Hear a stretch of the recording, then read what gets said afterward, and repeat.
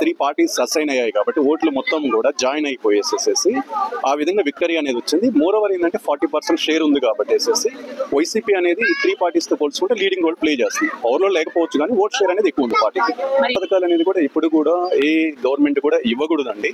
Main health ఒకటి, education free చేస్తే automatic అన్ని కూడా సెట్ అయిపోతాయి. మాజీ ముఖ్యమంత్రి జగన్మోహన్ రెడ్డి గారు తమ పార్టీ నాయకులందరికీ కూడా ముఖ్యంగా జూన్ 4వ తారీఖున వెన్నుపోటు దినోత్సవం జరపండి అని చెప్పి ఆదేశాలు ఇచ్చారు, జరిపారు. అసలు ఏంటి కూటమి ప్రభుత్వ పరిపాలన ఎలా ఉంది? ఆయన చెప్పిన దానికి ఇక్కడ జరుగుతుందానికి ఏమైనా సంబంధం ఉందంటారా?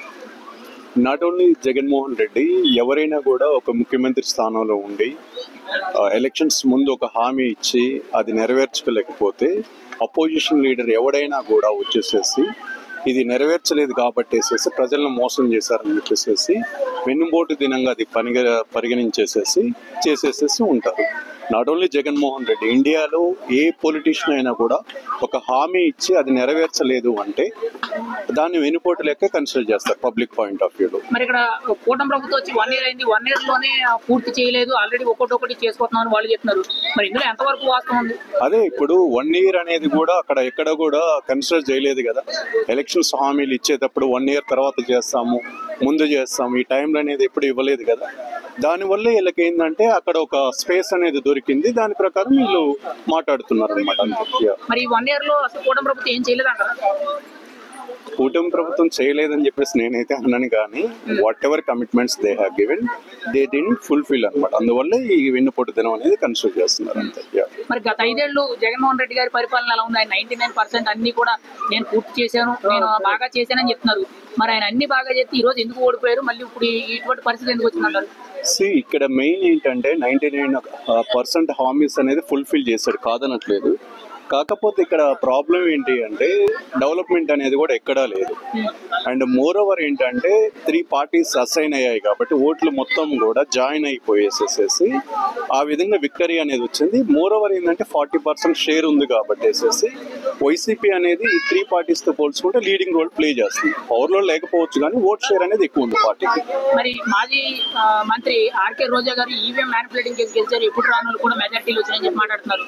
మరి గతంలో వాళ్ళకి 150 వచ్చినప్పుడు మరి అది ఈవీఎం అని అంటారా లేదా ఇప్పుడు ఈవీఎం అని అంటారు? ఎప్పుడు కూడా ఈవీఎంస్ ఎవరు కూడా ట్రాప్ చేయరండి. ఇప్పుడు ఆ విధంగా అయితే 151 వచ్చింది జగన్మోహన్ రెడ్డి కదా, అప్పుడు కూడా ఈవీఎం ట్రాప్ చేస్తారా? చేయరు, అదేం ఉండదు. అది సెంట్రల్ గవర్నమెంట్ లెవెల్లో ఉంటుంది, లా అండ్ ఆర్డర్ని బేస్ చేసుకుని ఉంటుంది. ఈవీఎం ట్రాపింగ్ అనేది జరిగితే కూడా ఎవరు కూడా యాక్సెప్ట్ చేయరు. అది కంట్రీ మీద ఇంపాక్ట్ పడుతుంది, గ్లోబల్ లెవెల్లో కంట్రీ మీద ఇంపాక్ట్ పడుతుంది. అట్లేం జరగదు. మరి వైఎస్ఆర్సీపీ నాయకులు ఎందుకు మాటికి ఈవీఎం ట్యాంపరింగ్ అని మాట్లాడుతున్నారు?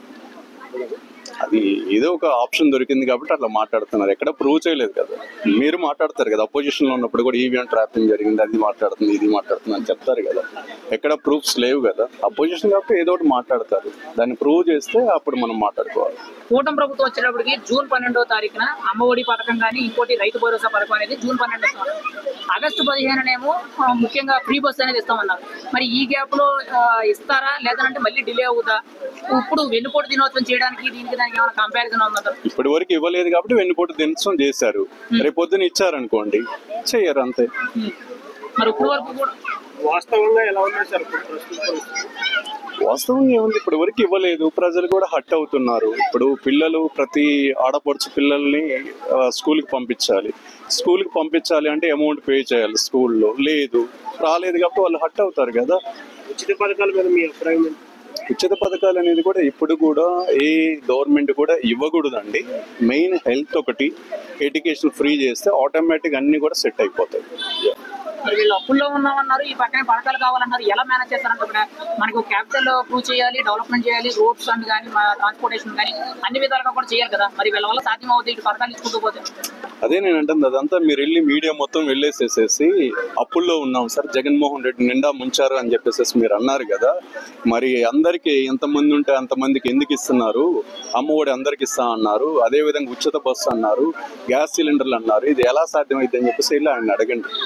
పబ్లిక్గా నాకేముంది, అలా ఇవ్వకూడదు. ఓన్లీ ఎడ్యుకేషన్ ఒకటి, అదేవిధంగా హాస్పిటాలిటీ బిల్ ఏవైతే ఉంటాయో హాస్పిటల్ బిల్స్ అవి ఫ్రీ చేస్తే మటుకు ఆటోమేటిక్గా డెవలప్ అయిపోతుంది. వెన్నుపోటు దినం ఇప్పుడు ఏంటంటే ఫుల్ఫిల్ చేయలేదు కాబట్టి వెన్నుపోటు దినం చేస్తున్నారు. అది ఫుల్ఫిల్ చేస్తే చేయరు కదా, వీళ్ళకి ఆప్షన్స్ అనేది దొరకదు కదా, అంతే. వాళ్ళు చేయలేదు కాబట్టి వీళ్ళు చేస్తున్నారు వెన్నుపోటు దినం, అంతే.